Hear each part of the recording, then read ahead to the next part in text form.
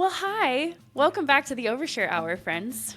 Hello. Oversharers, how's it going? Oh my goodness. Going so good, but it was a long journey to get here. Kenzie and I Oh my God. have had the craziest, 3 days? Yeah, trying to record this thing.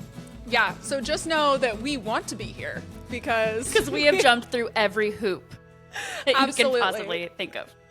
Yeah, so Yeah. let us tell you what happened, okay? So I woke up on Saturday. We were supposed to record.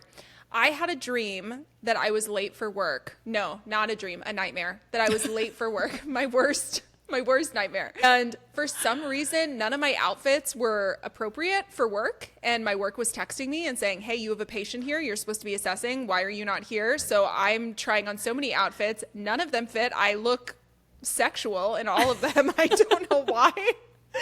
And I ended up waking up to a text from Ken saying, like, are we still good for like an hour and a half from now? And through my sleepy days, I text her and I'm like, actually, maybe tomorrow would be better because I'm like, I'm late to work. Like, I can't. Don't you know? Don't you know? That's tough to do. I started to wake up after like 2 minutes and then I realized, wait a second, I'm not late to work. Yes, I can still record in an hour and a half. But then Kenzie. Yeah, so honestly, when you texted me that, I was like, okay, I'm going to roll over and go back to bed. To be completely honest, I was like, okay, cool. Like, I'm just going to go back to sleep. My kids had spent the night with a family member, so they were like having a sleepover with family. And I was like, well, I have to get them in a little bit anyway. Like, it'll probably work out better if we just do it tomorrow because we're going to be at home and it'll be all chill and there's nothing's going to happen tomorrow. It's going to be fine. And then we planned to record on Sunday. And I just woke up like also in this like crazy, anxious, like something bad's gonna happen vibe. Like who knows why? There's like I just woke up on the wrong side of the bed. But my daughter also like had a hard time sleeping the night before, so she like had to come sleep in a pallet in our room, and it was just like a whole thing. And then everyone's vibe was just kind of off. So I was like, gosh, I just wish that we had done this yesterday because like I was fine. It just was like timing wise would be better tomorrow. And then I was like a total wreck emotionally. But then we were like, you know what, we're going to do it anyway. Like we're going to make it happen. We're going to do it anyway. And then we literally get on, we start recording. And then the platform that we use, Riverside, that we use to record was like, sorry, we're having technical issues and we can't connect to the server. And we were like, okay, how long do you think we were recording? Like 5 minutes at that point? Yes, we did the intro and then we were like, okay, well, let's go ahead and just try to rejoin the studio. So we tried to rejoin and then we recorded. Literally, this is the third time we're telling this story, okay? Because we have recorded this exact thing like 3 times. So we ended up getting a little bit further. We were halfway through the first submission, so just pretend like we're really surprised when we go through the first one. No, that was our practice advice. This is brand new information. And then it kicked us out halfway through the first question.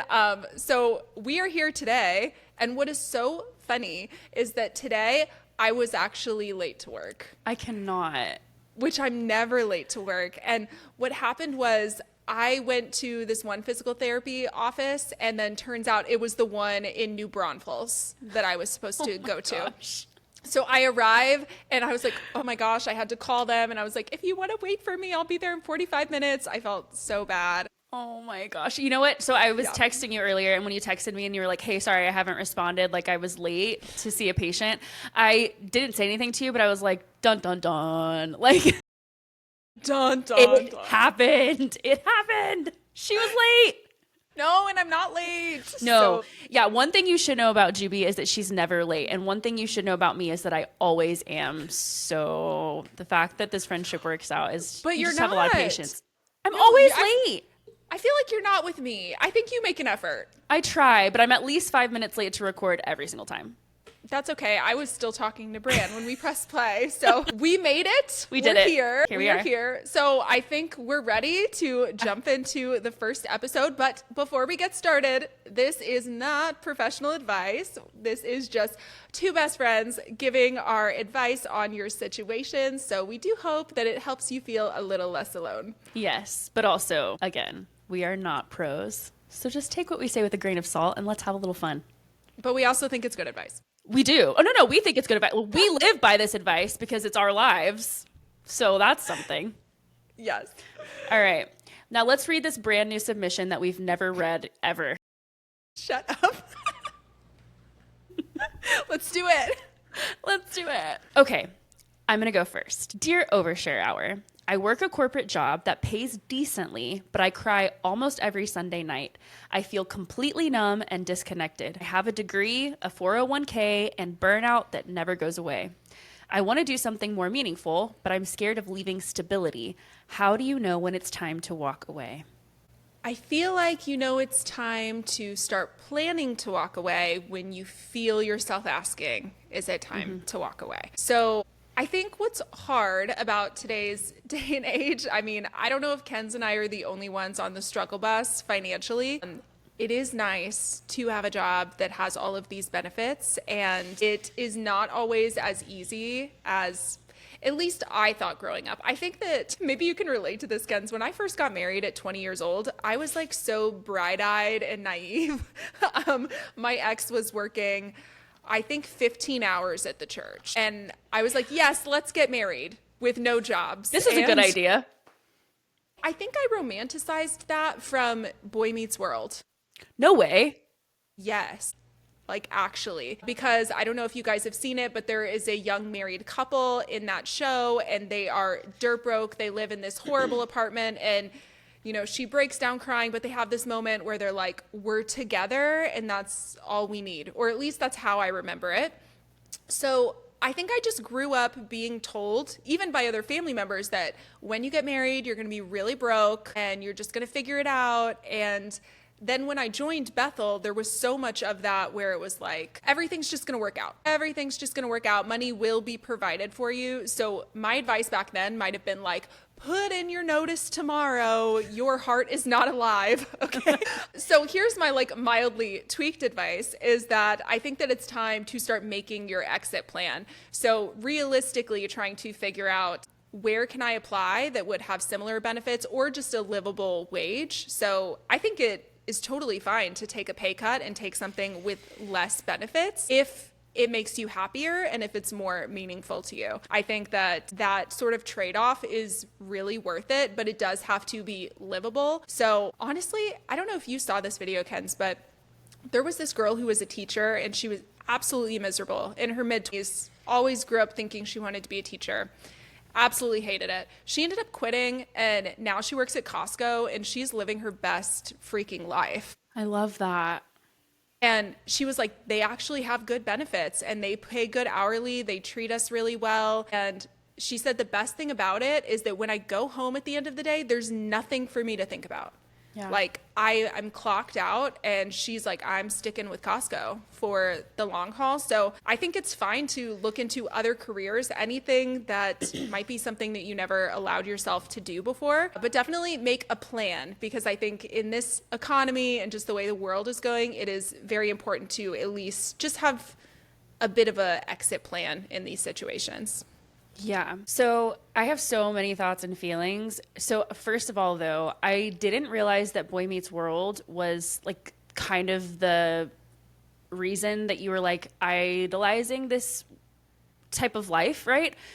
I thought you were going to say family and religion and you also did say those things, but coming at it from this perspective, like, it's an interesting question to ask us, like this person, this write-in, it's an interesting question to ask us because we both have similar experiences with kind of feeling like you have to just live your life trusting God, and like God's going to give you money, and like if you just devote your life to him, you're going to be just fine. And it was kind of like this take the risk and see how God provides, and that's how it was with like everything. So I also lived this and we had family members that were singing that same tune. They were not like, hey, maybe you should look at it this way. I never had anyone tell me like, you're crazy for getting married at 18 and like you don't have jobs and you don't have a degree and you're going to go like move across the world. Like, no one told me that was crazy. Everyone told me like, that's an amazing idea. You should for sure do that.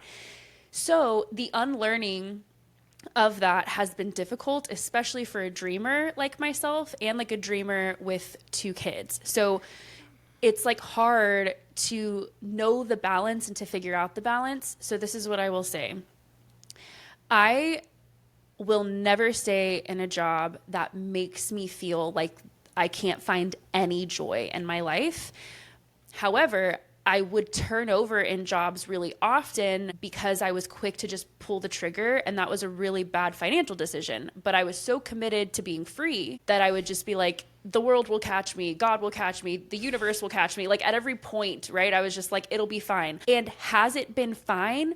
Yes, I've never been houseless. I've never gone without food, right? Like it's been fine, but I'm paying the price for it now. I don't think that this person who's writing in is in that place. They've set themselves up for success. Like you, the writer, you could potentially have savings, right? We don't know like what your financial situation is. I didn't have savings. I still don't have a big savings. So like I'm working toward, like I'm paying off debt and working toward having a savings. So that's kind of where I'm at financially. But it sounds to me like you came at life from this place of like having a level head and taking things in stride and trying to make good financial decisions. And good for you that you have found that success. I believe, and this is what I have done recently, I slowly started to think to myself, okay, I can't stay in this job. Like, let's talk about my most recent job, or not the one I'm in now, but the previous one. I can't stay in this job. It's sucking the life out of me. I the same way as this teacher, like I never have a break. I'm always thinking about work. There's never a moment, right? And I knew, and it wasn't paying me enough. So it was all of this, plus I wasn't even getting paid enough. I had to decide to take a job that I'm in now, that I've been at for a year, that is it my dream position? Like, is it everything that I want in life?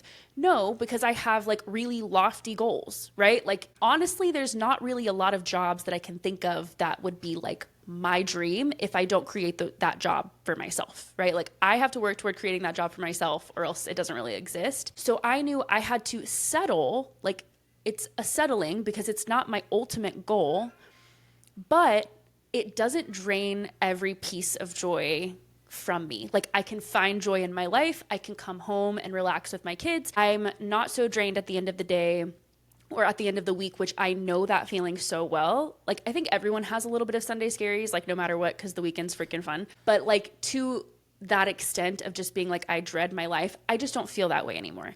And I was worried because I work way more hours now in this job that I have in terms of like being clocked in. The job that I had before was like less clocked in hours, but I was constantly working and thinking about work after hours.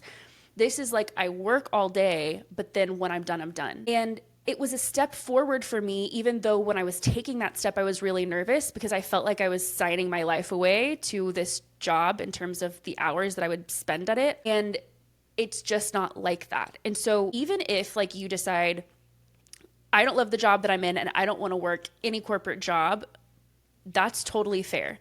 However, there could be other companies that you could work for in the corporate world that could be way more enjoyable. So I would say like, yes, keep your job for now and start looking for sure, like immediately, because you deserve to be happy. Like start immediately working toward that. That might even give you a little bit of like that freedom feeling, just knowing like you're taking your life back into your own hands and you're making moves. But also like it's possible that you aren't going to quit this job and then jump into the job of your dreams right away. Maybe you get into a job that you like a little bit better. Maybe you get into a job that like just gives you a little bit of breath on the weekend and work toward that. That has been a saving grace for me. Like I know this job that I'm in is a contract job. I know it's going to end next July.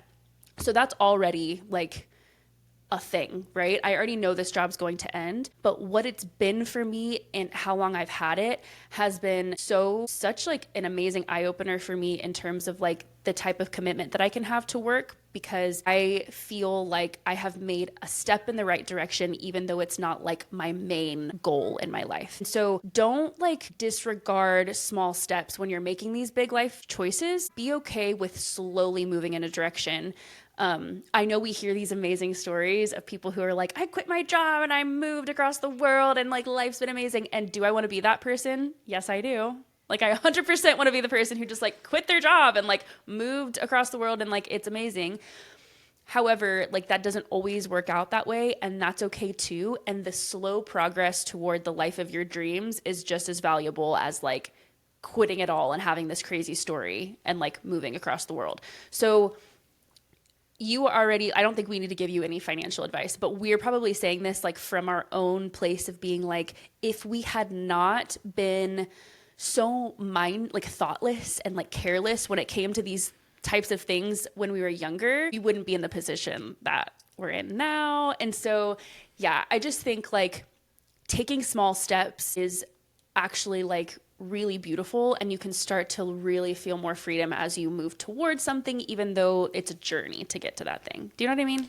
Absolutely. And I am a self-help queen. And yeah. one reoccurring thing, and they've done studies on it, that when you are just taking steps, you gain so much happiness during that. It's all about having a growth mindset rather than a fixed mindset. So if you are like, I am stuck in this job, I feel so freaking miserable. Yes, that is suffocating because it feels like you're going to be in that forever. But like Ken said, like, even just applying places, I think that that is going to give you hope to know that you are on your way to changing your situation. Quick little story is my mom. How old is my mom? She's like mid-50s, roughly. Okay. And she decided, after being a teacher for so many years, she absolutely hated it. I mean, she would come home and cry and tell me how much she hated being observed constantly, because they would come into her kindergarten classroom and like judge her. And she just hated it because she's like, I know I'm a good teacher. I win the awards for being a great teacher. And I hate having people stand in my classroom and judge me teaching 5-year-olds. Like, I don't like it. And she was so miserable. And she ended up going back to school. She's a freaking hero, and deciding to be a nurse because it's something that she always wanted to be. And she is the happiest now that she has ever been. And when I tell you, she came over maybe 2 months ago and we sat on this couch and talked, and she was telling me that her 50s are the best decade of her life. That's so awesome. She was like, I am living my dream. I love my life. I love my job. I love my work. Now she works doing DEXA scans all day, which is super easy and chill, and she loves her boss. And when I look back at her last month of teaching, the reason I wanted to bring this up is I remember she'd been crying for years on how much she hated this job. And then her last month, she was like, oh, I kind of miss it. I'm excited. Like, this last month has been fun, you know? And I think just knowing that she was leaving helped. So totally I think like you knowing, okay, I'm leaving, I'm not staying here, that will help carry you until you're able to find something at least a little better until you get your dream job. Yeah. And I also wanted to add, like, it's also okay there are levels to like stability, right? So we don't know how much, they don't disclose how much they're currently making. They just say that there is stability, that they have a 401k, like benefits, right? There may be another job where it still offers enough stability for you, and it could be a slight pay cut, but maybe a job that you love. And so you get to decide like where you fall and where you're comfortable, right? You don't have to be making the most that you could be making if you're going to be miserable. Decide what you need to be making. Like, what do I need to make just to live and, you know, be as comfortable as I want to be, whatever that means to you. Everyone has a different idea of what comfortability is. And then find a job that you are okay with within that. It doesn't, I think a lot of people are like, well, I could be making this much. It's like, well, yeah, but if you're miserable and you're making this much, then is it worth it to you? Some people it is. I have a really good friend who hates their job, like really, really hates it, but they make a really good amount of money, and what they focus on is the future. Well, one day I'll retire and this is going to be the life that I get to live. And that's fine for them, right? But then there are people like me, right? I'm not willing to do that just because it's the personality that I have, that I would be willing to work for a little bit less in a job that I appreciate as long as it's what I need. So think about that too. You don't have to leave and go somewhere where you're making as much. You just need to make what you need and be happy or happier. Yeah. All right. Well, let us know what you do. We always want to hear what you guys end up doing. Let's see. Do we want to go to the next one? Yeah. Take us away. Okay. Are you ready, Kens, to give the world's best advice? I don't know about the world's best advice, but I am ready to give some advice for sure. Well, take a sip of your drink and prepare. Okay. My husband and I got married when we were both 23 and have been together for 10 years. We met and married in a big, in some circles, evangelical church, and they were really big on the right doctrine.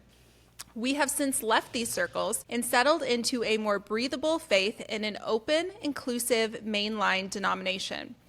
Our deconstruction began about 4 years into our marriage, and I've always felt like I was a little further along than my husband in our deconstruction journey, though he'll usually catch up to seeing certain things the way that I came to see them. Now I feel like I have so much more deconstructing to do, especially around gender roles and how that shows up in our marriage, but I'm afraid that he's done all the deconstruction that he is going to do.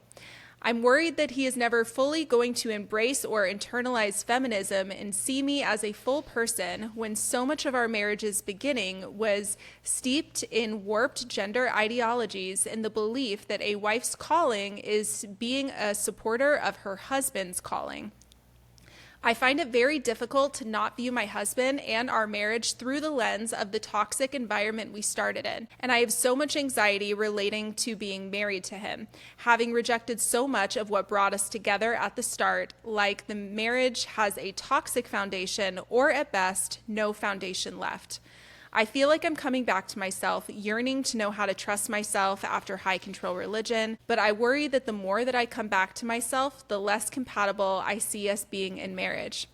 He's not a bad man, but sometimes I morbidly wish there was something tangible like infidelity or abuse to bring me clarity that I should walk away. How long do I wait to see if he catches up? My God. Yeah. I think we feel this on every level. Yeah. I don't even know what to say yet. Like it's heavy because this is not the first time. I mean, people have said this exact thing. Like I think we've even talked about it in a past episode, usually mentioning that how many times you've heard women be like, I hate to say this, but I wish that like my partner would cheat on me or something so that I could feel good enough to leave. Like I have a valid enough reason, right? Yeah, and I think that even when I was married to Ted, which, oh my God, I almost said his real name. Okay, I think that when I was married to Ted, I had those morbid feelings. For those of you who don't know, he was extremely abusive. In my mind, I couldn't leave until the abuse was bad enough, whatever that means. So I do remember laying in bed at night and wishing that he would cheat on me. Yeah. Like, please cheat on me. And towards the end of our marriage, I was so scared of him, scared that he was going to take my life, that, and this is so honest, I don't share this, guys, because this is dark stuff, but I'd be like, I hope I get in a car accident, or I hope you get in a car accident. I mean, like, it was dark because I didn't see any way out of it other than something drastic. I could not fathom a world where I walked away from my marriage. So yeah, I definitely feel you when you're saying that you want something tangible to be like, this is the reason why. Yeah. I'm going to take my advice this direction and we can just like see where it lands. But I feel, and again, to the person who is writing in, only you know, we say this all the time, only you know the full picture, the full scope, how you feel on the deepest levels of yourself, and only you can make this decision. What it sounds like to me, based on especially what you said at the end that we just touched on, it sounds to me like you are ready to leave this marriage. It sounds to me like this marriage feels like it's not a good safe space for you anymore. And GB, you might agree or disagree with me, but I believe that whether it is intentional or not, or purposeful or malicious or not being seen as an equal is oppression and it is abuse. So I think that people don't necessarily say that, like that if you are being treated as less than your partner, that they don't view you as an equal, that that's abusive. It's just not something, because abuse is such a strong word and I think people are afraid to use it. And again, your husband sounds like someone who grew up with these belief systems, obviously, and it's really hard to detangle yourself from those belief systems. So I know that it's not always like malicious or he's like, it's not hateful necessarily, but that doesn't mean that these oppressive belief systems are not abusive. If we look at the church and we say these are abusive religious systems, these are high control systems that are very unhealthy, and we deconstruct and get out of them, and then our marriages mirror them, that can be extremely harmful and triggering. And if you are looking to fully deconstruct from that and you're naming it toxic, which I would agree 100% that it is, then it's okay for you to not look for something. I know it's so natural for us to look for something that's more tangible, that you can look and tell someone to their face, well, look, they cheated on me. Look, they physically abused me. Because a lot of times we're worried about what other people are going to think and say about us leaving our marriages. But at the end of the day, this is your life on the line, and you are worthy of feeling and existing in an equal partnership where someone views you as fully human. And anything less than that is, I would say, abusive. Do you agree with that? Or is that... I don't know. I think like I would need more details because like at least just reading it, I see like I do agree that those systems can be and often are extremely abusive in the church. Absolutely. I think like when I'm looking at her submission, she's saying that the idea that the wife's calling is to be supportive of the husband, and just this idea of like what he says goes. I would need to know, is he like throwing that in your face? Is he saying that your opinion doesn't matter? Or are we talking about like he has traditional gender roles in mind that you should like cook and clean? Like I don't have the details to know what your marriage is like. Is it just that you feel like he's more traditional? Like is it that he's more, I don't know, because they raise these Christian men to lead their wives. So like he might think, I'm leading my wife, I'm doing a good thing. So I think I would need to know your husband and know like how does that actually show up in your marriage? Because maybe the vibe that I was getting is just that the entire system is super triggering to her. So like to me, it sounds like she's saying the reason why I find, and correct me if I'm wrong, the reason why I find this marriage so triggering is our entire foundation was steeped in high control religion. Yeah. So it feels like everything is tainted. It feels like everything that brought you together is like dead. So in that way, you would have to rebuild an entire foundation. So what I wanted to hone in on was this part where you said, I feel like I'm coming back to myself, learning to trust myself after high control religion. And I worry that the more that I come back to myself, the less compatible I see us being in this marriage. So my advice is do it. You know, come back to yourself. And if you guys are absolutely not compatible as that happens, then it is what it is. Like, I don't want you to ever feel like you have to stop your deconstruction journey because you're afraid it's going to take you too far. You have to stay true to what you feel, which is you're on this journey of figuring out, what do you think is true? What do you think is right? And either he's going to catch up or he's not. And I don't know if you've had these conversations with him where at this point, the way that I view it is it's like a Hail Mary. Like you sound like you are like done.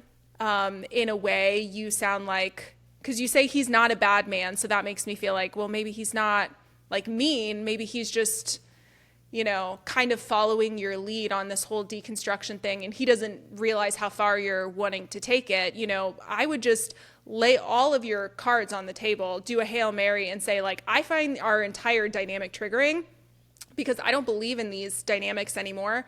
I believe in equality. I don't know if we're on the same page anymore. I don't know if that is like the type of marriage that you're wanting. And I'm going to continue to do this. I'm going to continue to read books and listen to podcasts and figure out, what do I believe and who do I want to be? I have a fear that we are not going to be compatible at the end of this, but it's not going to stop me because at the end of the day, this is my life and I just need you to know how I'm feeling right now. So it's hard because I feel like we said, we don't know your husband. Like, I think that people do change a bit. They can change. And here's what I do want to say is when I met Bran, I was still, despite the fact that I'd been pushing back on this stuff with Ted and I felt like I was further in my deconstruction and all of that. When I met Bran, I still had some toxic beliefs and I changed. I changed after being with Bran because my toxic beliefs, for example, is I remember we had an argument early on and our relationship, where he was like, oh yeah, well, my kids are like gonna come first, like above marriage.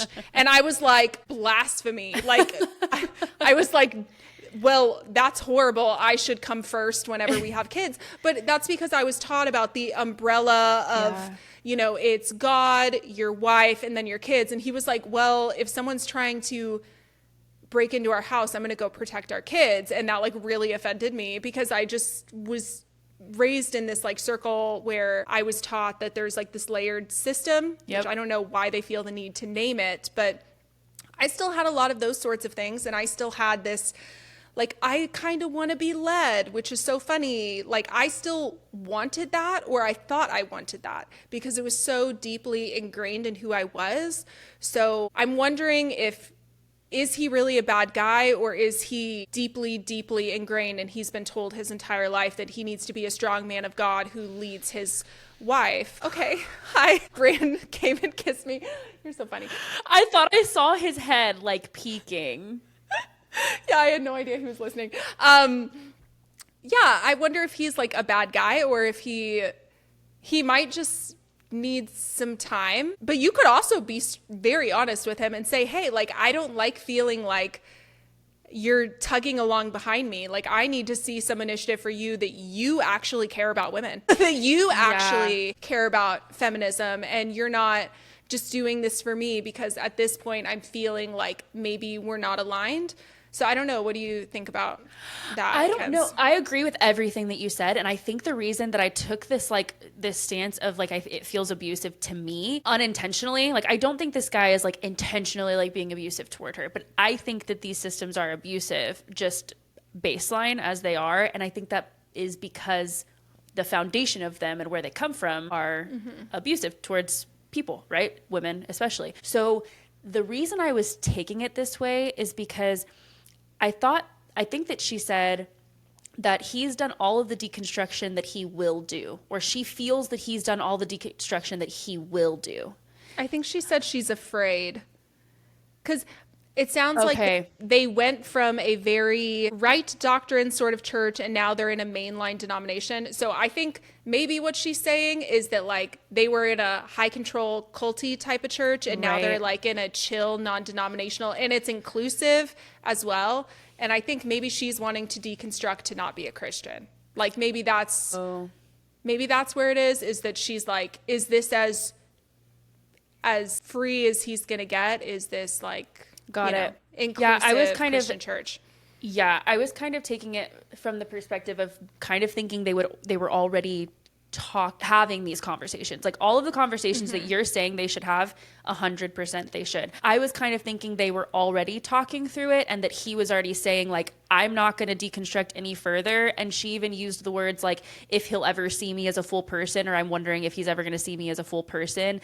Also thinking that like they've already talked about it, and he's like, hey, this is as far as I'll go. Like he'd already put that boundary up. And I was like, well, if he's already told you, I'm never going to view you as a full person, like you're always going to be this in my eyes, and this is the way a marriage is supposed to be, and demeaning her and oppressing her, then I think that's abuse, right? Well, then I totally agree with you. I think we were just thinking that they were in different parts places of this. Yeah. So because if they've talked about it and he's diminished her and said like, actually, no, woman, you are beneath me, then yes, I totally agree. Yeah. But if that's not the case, and like what you're saying, which I think you're probably right, is this is actually what's happening, is I agree. You have to have these conversations and be completely open. Like just throw all of your cards on the table. Just don't hide anything anymore, because what do you have to lose? At this point, You're feeling like you want to leave your marriage, right?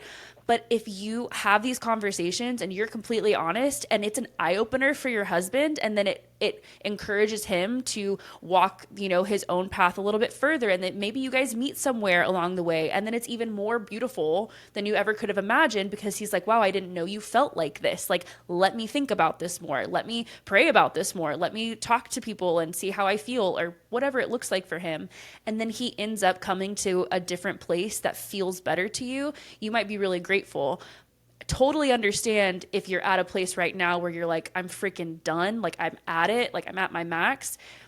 that is valid. And it's also okay for you to pump the brakes a little bit, have the conversation, and see if he's willing to meet you, even if that takes a little bit of time. And if he doesn't, again, what do you have to lose? You are allowed to leave.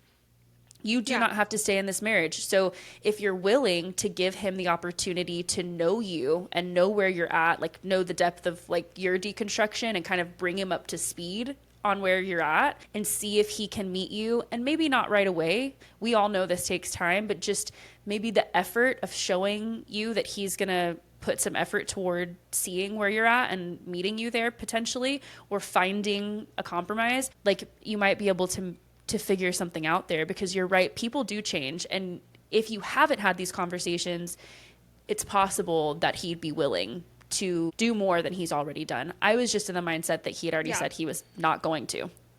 Yeah, and I think that when I follow a lot of deconstruction accounts on TikTok, that's a lot of my For You page, and I'm pretty sure every married couple that I have seen, they deconstructed at different rates. Whether it be like 2 months before or whatever, you know, it takes time and it's painful, because during that 2 months or 6 months or however long you're willing to just kind of see how it's going to go, it's a freaking free fall. Yep. You're like, actually, I'm diving into this and I don't know what's going to happen. I don't know if like, what are we going to do if we end up on different planes? So I would just give yourself a lot of grace, but I'm with Kenzie on the idea of, listen, if he is like, well, actually, if you change, then I don't want to be married to you, then okay, then I guess you guys aren't going to stay together, you know, because you at least need to feel freedom to figure out what you believe, whether that be you end up still being a Christian or you don't end up being a Christian. Because Kenzie and I are all about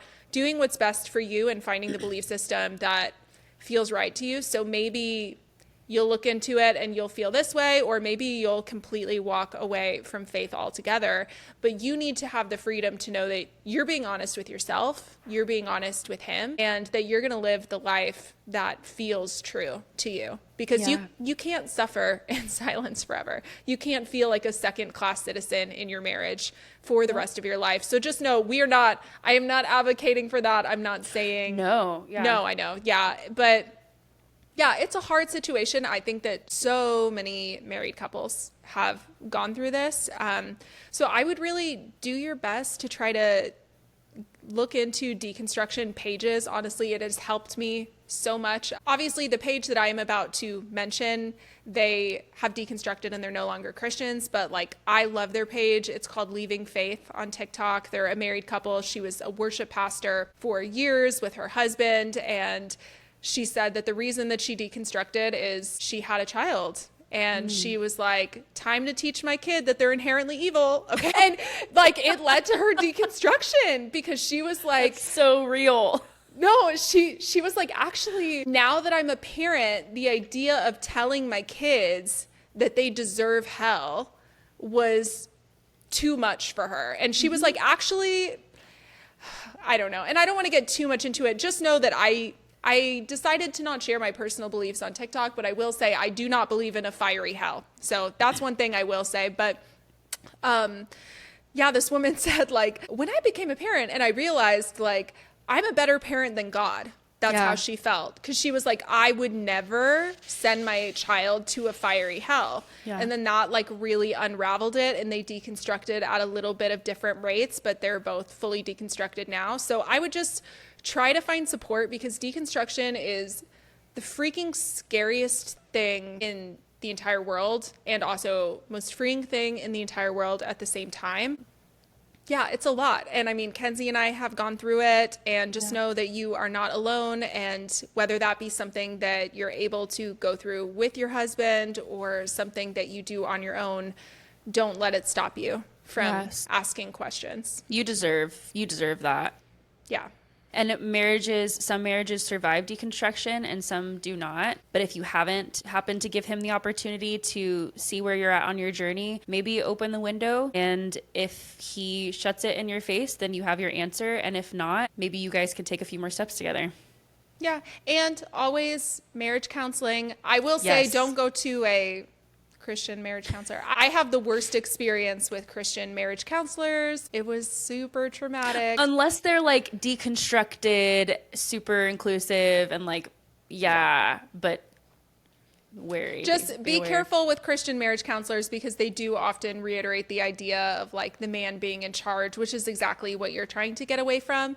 So I would just try to find somebody who specializes. There are therapists who specialize in religious trauma. I'm about to start BetterHelp. I'm really excited about that. Yay! So I'm sure you can find someone on BetterHelp or something like that as well. Yeah, who you'd be able to talk to.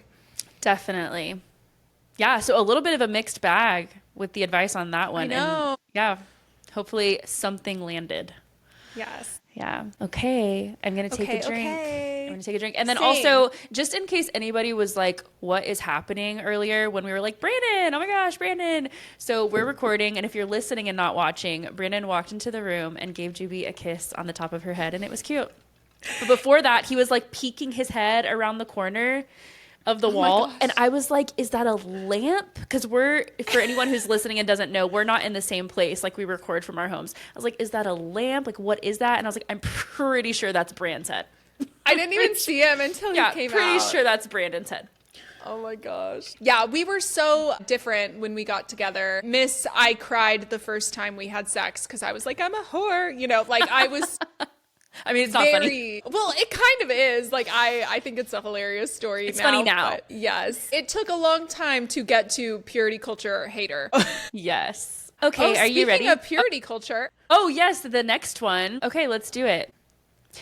Okay, so this one says, I was constantly body shamed and sexualized by the youth pastor's wife.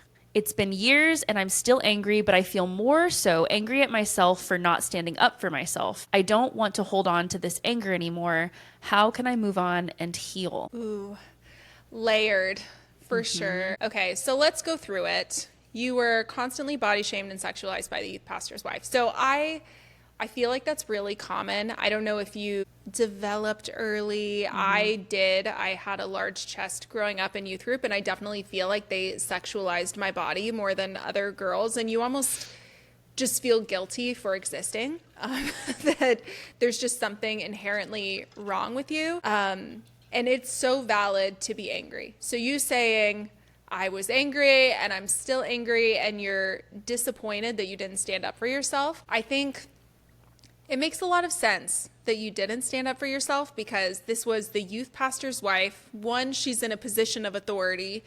Second, you were probably a minor while all of this was going on. So I would try to first forgive yourself because it sounds like you feel a lot of disappointment towards yourself for not sticking up for yourself. And I think that it makes a lot of sense that you didn't. I mean, I think that we are groomed to just trust authority, especially in religious circles, to believe that whatever they give us, we deserve. And I had so many experiences like that at Bethel where it's like, if I felt their wrath or their shame or their judgment, I really internalized that as that's true. I deserve everything that they're giving to me. And I just want you to know that you do not deserve whatever she gave to you, any sort of hatred, any sort of side eye, any sort of bad vibes. I think it's a hard question. It's a hard question because it's like, how do I let go of this anger? Let me know when you find out. No, I'm just kidding. I'm just kidding. But for real. Let me know if you crack the code. I would love to know. I feel like what has helped me mildly, okay, because this is one that I'm not an expert at this because it's something that I definitely still walk through. What has helped me mildly is to realize that these people are likely, and it's not an excuse, but brainwashed to think this way from a very young age. So the sliver of compassion that I'm able to have for any of these people that have hurt me is they were also raised up in a purity culture system. I hear so many people say that their grandmas and moms told them that they couldn't wear tampons or else they would lose their virginity. I'm like, guys, they were probably also told that by their moms and their grandmas. And like, I think that coming to the realization that a lot of this is a cycle. It's a cycle of they were raised this way. They didn't know that there was any other way to think. And I think that Christians often think that them being so blunt, them being so judgmental, they're actually helping you. They think that they are protecting you from your own sin. So they can be a jerk because they're keeping you from hell. And it's so true. It's so true and so hard to be on the other side of it because, like, obviously you're just feeling pain and shame and you don't understand, like, why the heck are you acting this way towards me? But you have to, well, you don't have to, but if I'm trying to help you work past your anger, we can try to understand that they think that they're doing the right thing in a way. Doesn't make it okay. I think that when we push against anger, when we're going through the grieving process, so maybe you're grieving right now this childhood and this experience that you had, anger is such a valid emotion to have at this time. And I would let yourself feel it. You know, I do understand, like, if you're like, I've been feeling this way for 8 years and I still feel it, like, okay, then maybe let's go back to kind of what I said before about, you know, they're a product of their environment. But I don't think that there's anything wrong with being angry that this happened, because it is unfair and it's not okay. That what upsets me is it feels like so often in the church, like, these adults in leadership have beef with children. It's so inappropriate. It's ridiculous. It's so strange. And I think, like, maybe try to rewire your brain to where it's like, wow, that's so lame. Okay, like, freaking weird.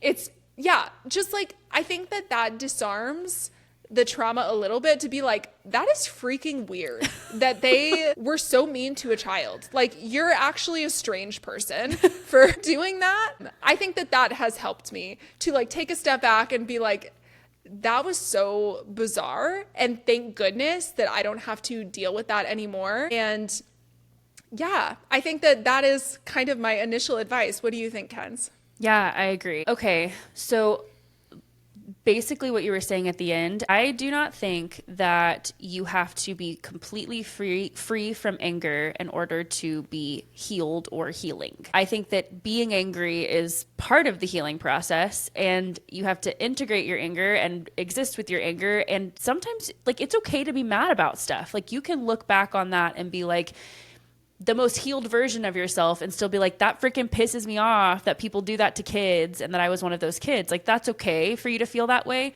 I think what you're saying is that, like, you live with a lot of anger in your body and, like, it's something that you feel like is a roadblock to your healing. I don't live with a lot of anger, honestly, when it comes to thinking about purity culture and my experiences with purity culture. The emotion that I would name and the experience that I would name for myself is shame. And I think that those two things can often exist with each other. And one way that I have helped myself deal with my shame around my sexuality and purity culture, because I think that a lot of times the way that we're treated in these religious systems when it comes to being sexualized way too young can sometimes, and I don't know if this is your experience, like the writer, I don't know if this is your experience, but sometimes be a block to kind of growing into our sexuality as adults and being able to function as sexual human beings and feel comfortable in our bodies and with our partners and whatever that looks like. I don't know if you're dealing with that, but I'm just going to speak from my own experience. Shame has been the biggest thing for me that I've had to work through in my healing with purity culture. And the biggest way that I have done that is by getting in tune with my sexuality.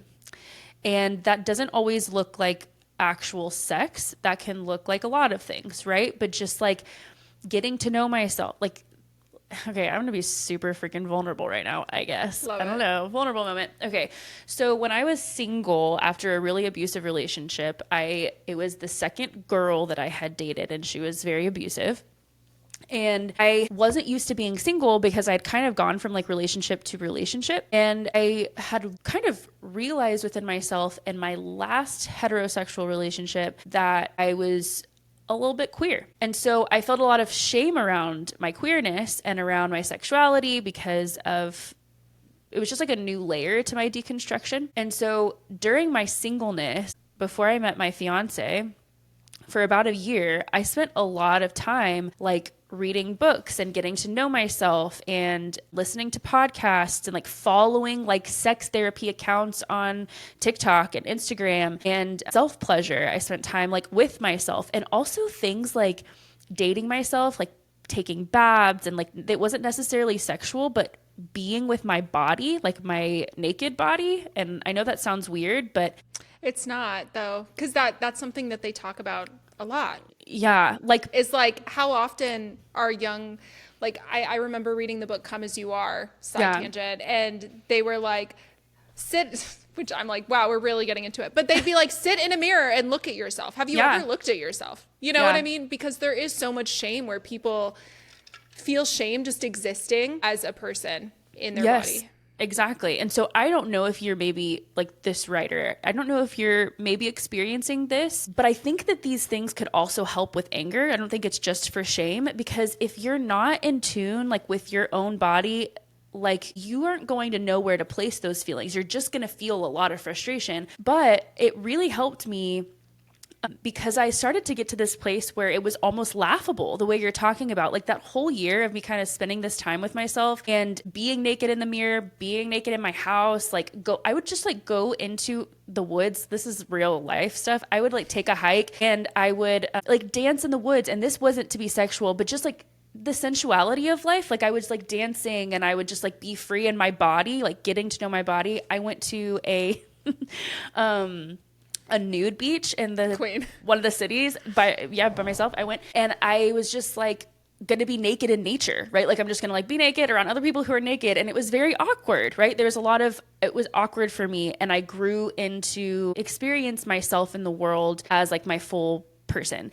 And I think a lot of times because of purity culture, we can detach from our bodies and learn to hate our bodies or just be like confused about them, or they don't even really feel real to us. And there's an embodiment practice that kind of helps us work through some of that, the layers of that purity culture, where we can look at those people and be like, that's really weird and sad and honestly just weird. But it took me doing these things and like these practices to kind of get to a place where I can honestly look at that stuff and be like, that's silly.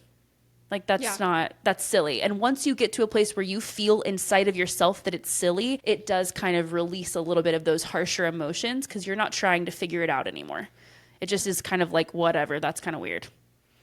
Yeah, that is so good, Kens. And I feel like what's funny is I think that leads us right into our overshare moment, because I think it ties into this. So if you guys don't know, at the end of our episodes, we do a little overshare where we come on here and share what is going on in our lives. And I feel like this will kind of be a mixture for me because it's kind of about this question, but it's also what I was planning on talking about for my overshare. So yeah, you're talking about feeling angry towards this youth pastor's wife, and I also was feeling angry today towards somebody who is very religious. So a little bit of backstory.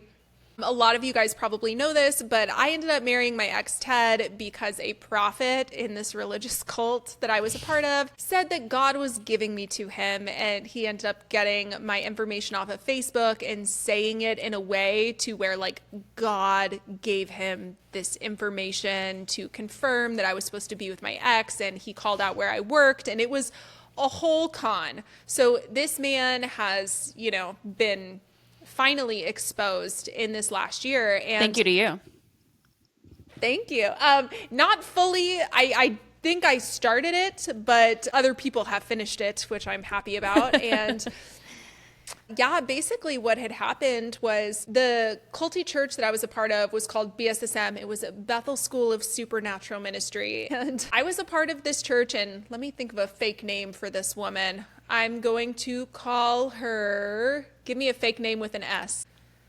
Guys, you are going to love this. She ended up picking a fake name, and it was the name of the actual person. So we're going to cut that out. But anyway, we landed on Sasha. Okay, so perfect. I knew this woman, Sasha, and I had gone to coffee with her maybe one time when I was at Bethel, and she was, I think, in her early 40s when I knew her. So she's probably in her early 50s right now.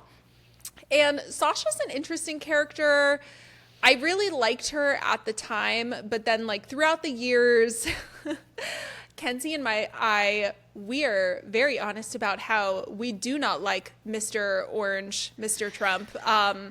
So she is huge MAGA, like the most huge MAGA. Like whenever you see those memes about people acting like Donald Trump is the second coming of Christ, like I'm talking, Sasha is posting things like this, like he is an answer to prayer and he's going to change the world. So at this time, I started to see a lot of her posts. They were getting more and more unhinged, and it was really upsetting me. And I ended up seeing this one post about, it was about transgender women in sports, okay? Which I know people love to fight about that. But the way that this was phrased, like, I wish you guys could have seen it. It was so hateful.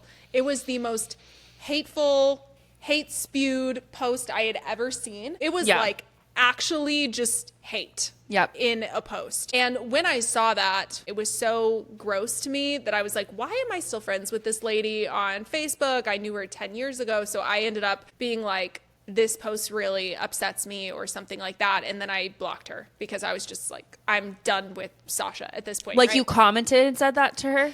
I think I did because I was like fired up. Yeah, you're mad. What you guys need to know is I do not fight with people on social media. That's like not who I am, but that's how bad this post was. So anyway, when I ended up going into the Bethel alumni group, I dropped one of my TikTok videos in there and I tried to warn Bethel alumni saying that Sean Bowles was a con artist and that Bethel knew about it and that they weren't saying anything. So I was going to say something. And I made this video explaining what was going on behind the scenes. And so many Bethel alumni came for me and they were so hateful, telling me that I was a liar or that I was a disgruntled ex-Bethel person. And it got so bad to where I ended up leaving the group because I was like, okay, this is just way beyond what I could have ever thought the reaction would be. And I tried to be really respectful in the video.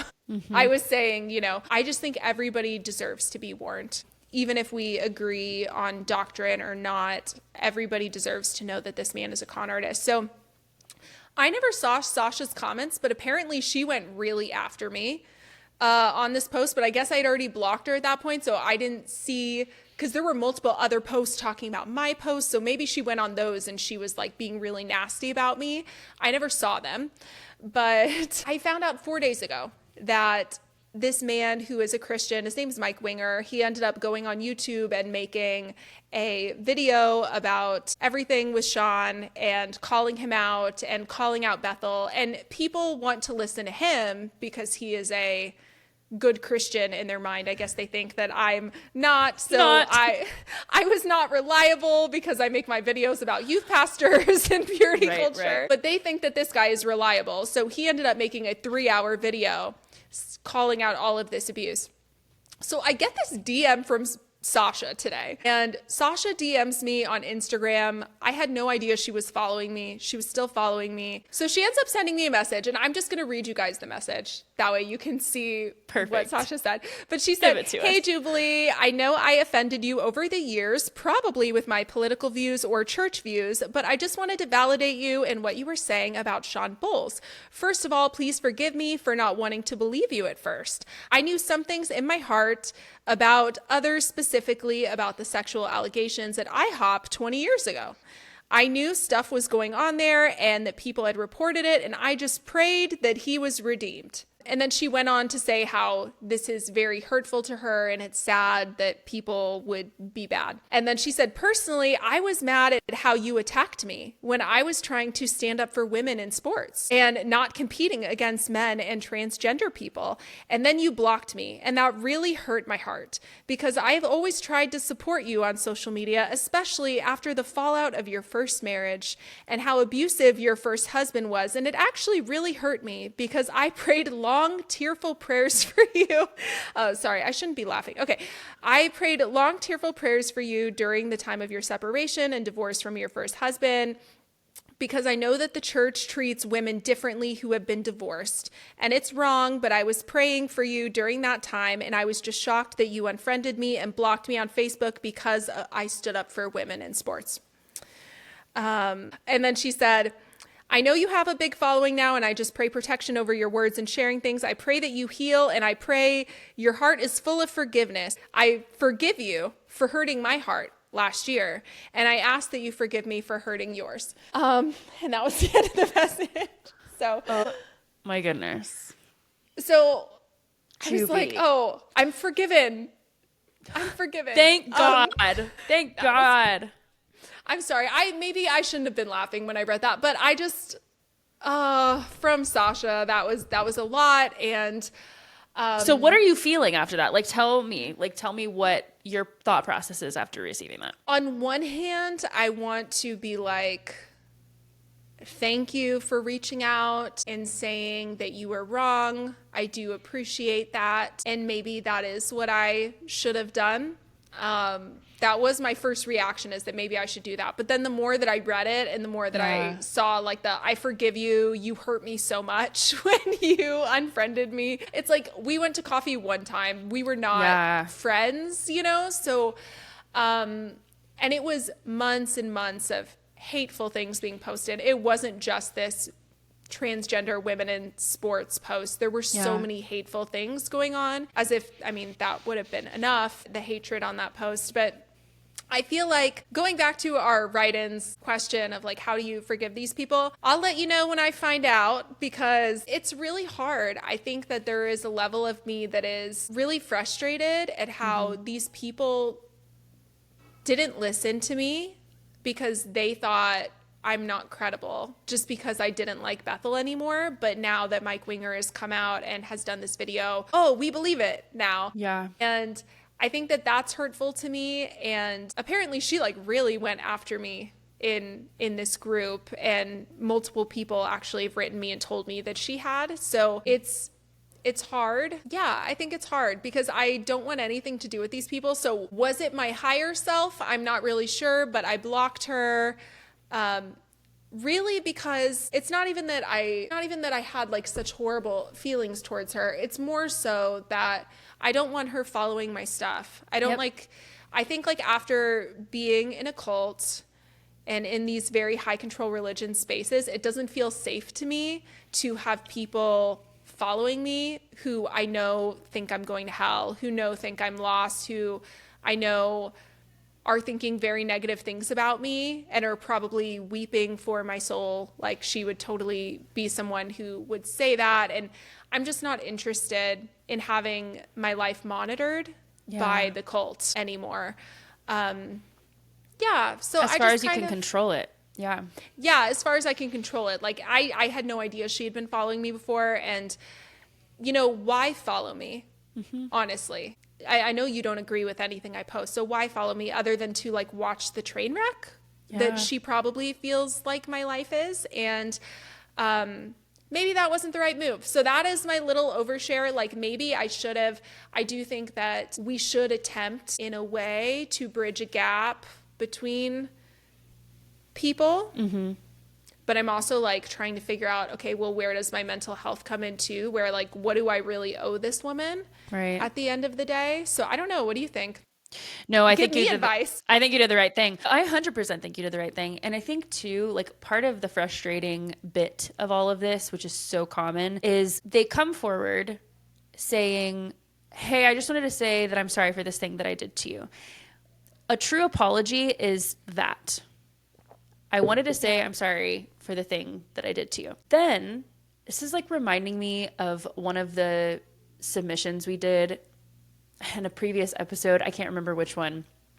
But remember when the girl was like, oh, no, it was me. It was because the girl was snooping. The girl was snooping on the phone. And then I told my story about how I snooped right through my ex-partner's phone. And then they were like, well, yeah, what you I did cheated was on you with 10 people, but you went through my phone. So same. So you need to forgive me and I need to forgive you. And that's obviously a very different situation, but it's the mind game of let me apologize to you and try to disarm you at the beginning of this message, but then I'm going to try to make you feel guilty for blocking me, which was really it wasn't a hateful action toward her. It was a response in protection of yourself, right? And your own mental health and your own boundaries. So you weren't doing anything to her. You weren't coming for her in the comments. You weren't aggressively making videos about her. You weren't doing anything. All you did was say, this doesn't align with me, it's hurtful, and I'm going to step away from this connection. Even as little of a connection as it was, which makes it even more bizarre that this DM even happened, because the connection, it's not like you're best friends with this person or they're a family member, right? Yeah, and I actually remembered what it was about more, actually. So let me share just real quick what it was. Because I remember I actually blocked a few people. She was not the only person that I blocked over this situation. And please forgive me if I get the details wrong. Please, this was last summer, okay? But do you remember when the Olympics was going on and everybody was claiming that that one woman was a transgender woman? Yeah. And she wasn't. Yeah. But they were claiming that she was trans. That she was trans, and she wasn't. So this woman, Sasha, was posting the most hateful stuff towards this woman that was so transphobic and also not even the truth. Not even correct. Not even correct. And it really upset me. And honestly, honesty moment, overshare hour, okay? I even unfriended my first boyfriend over this. And I had always remained on good terms with him. We never even held hands or kissed or anything like that. But he posted something really transphobic and it really upset me. And he still follows me on TikTok. I don't know if he realized that I blocked him on Facebook. But I was not interested in seeing people come after this woman and be so hateful towards her. Because I can't even imagine what it was like to have everybody say things that is, one, not true about you, but also just be hateful in general. Yeah. It was so disgusting to me. And I'm like, wow, this sector is they're such bullies. I just couldn't handle it. So I think I said something like, this is so disgusting, or this is wrong, and then I blocked her. Yeah. So it's so what you were saying, where it was like, I'm sorry that I hurt you, but what you did really harmed me. I'm like, did it, Sasha? Yeah. Did it really harm you? So harmful. Yeah. I mean, berating you in the comments, even though you didn't see them, like those actions were taken with her not knowing that you wouldn't see them. Like there's so many things, right? There's so many things. They're not believing you and then coming back and being like, well, now that someone else said it, I believe you. There's so many things that are hurtful. You don't owe this person anything, and it's totally okay for you to block her and move on with your life. Like there's nothing wrong with that. And I do think that the offense is not comparable in any world whatsoever. Thank you. Yeah. So yes, I'm still trying to figure out, going back to our writer, I'm trying to give myself the same advice where I'm like, when I see Sasha and some of these other people in the MAGA sector, I attempt very hard to think, like, especially with Sasha, the people who are like so far off the deep end where it's like none of what you're saying even makes sense. I'm like, okay, I really think you're brainwashed. And that's the level of empathy that I can have. Is that I'm like, you actually don't make sense, and it's a little sad how much sense you're not making. Yeah. And that's about as far as I can get as far as dealing with my anger towards the situation. Yeah, that's interesting that you say that, because this isn't about purity culture, but it does I do feel angry about certain things. And one of them is I deal with a lot of stuff with my family when it comes to like my life and how I live my life and my belief system now and my deconstruction and just a lot of opinions. And I am still in relationship with a lot of these family members, but I have blocked everyone on social media because I'm done getting calls, while I'm at work in the middle of the day where people are like, how could you say this about Trump? Or how could you say this about this thing? Or how could you believe this? Right. And I'm like, you know what, guys? I mean, I sent a text message to all of my family members and I was like, we're not doing this anymore. Like if it's too much for you and you're not able to just stay off my page, then I'm going to block everyone and then we'll just move on as if that doesn't exist, so we don't have to keep having this conflict, because reliving it over and over again was causing me to feel very angry. But putting up that boundary and it made people uncomfortable. People don't like that I blocked them on social media. Like it was a thing. I got calls about that too, but that passed. I blocked them and then it passed because they're not constantly seeing my videos. So we just don't talk about that part of my life anymore at family gatherings. And I'm able to not feel so angry because I'm not getting calls every day. So just like with this DM, right? If you block her, you're not going to get another DM that's going to make you angry. So you'll be able to move past that. And I think that that's just a personal boundary. It's not, you didn't do anything wrong. Yeah. Yeah. That's what I think. Man, I hope you guys like this episode. I promise we're going to try for like 4 to 6 submissions every episode. We did 3 this time, but only because we're talking so much. But hopefully you like us sharing our guts. So Kenzie, do you want to go into your little overshare of the week? Yeah, I do. This is a little bit different. This is actually very different. So I've been dealing with, in this phase of my life, like how to exercise. I know this sounds so random, but for all of the people who don't know me, exercise used to be like my top priority. So in my 20s, I spent like all of my free time in the gym, and it was also a disorder. So like there's a pattern there too where I have to be careful, right? Where with like I have to have boundaries with myself and try to decide like, is this for my health or is this because I'm, getting back into something, right? And so I had a disorder with my exercise patterns, and that was attached to an eating disorder. And so I've healed from that, or I feel like we're always like healing from that. Like, I don't know if you're just like ever healed from an eating disorder. If you have been healed from an eating disorder, that's great. I don't think that I have, but I'm definitely like doing really well with it at this point in my life for the most part. But I will say that I've been trying to take better care of my body because I am in my 30s and I'm noticing changes. And I also like, yes, I've gained weight, but I'm just noticing changes in general, like hormonally and like just differences in my body. And I know that exercise has to be a part of that. And I genuinely miss it. And I've been on and off trying to move my body more. But I'm noticing that like, okay, for example, I would go work out over like cleaning my house any day in my 20s, right? Like if I had a list of things that had to get done, the first thing that was going to get done is exercise. Like everything else could go, like if I had to pick one thing, it was going to be working out. And I'm just realizing now at this point in my life that that's just not the first thing that I'm going to do. And it's not because I don't want to. I got really frustrated today because I came home and I bought this brand new weighted vest and I was going to go to the gym and I was going to use it.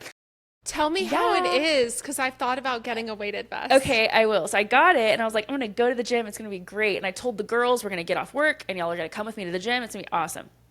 So I get home, and my old cat, she's really, really old, and Guys, we're going to have to post a picture of her. Her name is Cindy. Please remind me, Kenz. We need to post a picture of her on social media. We will.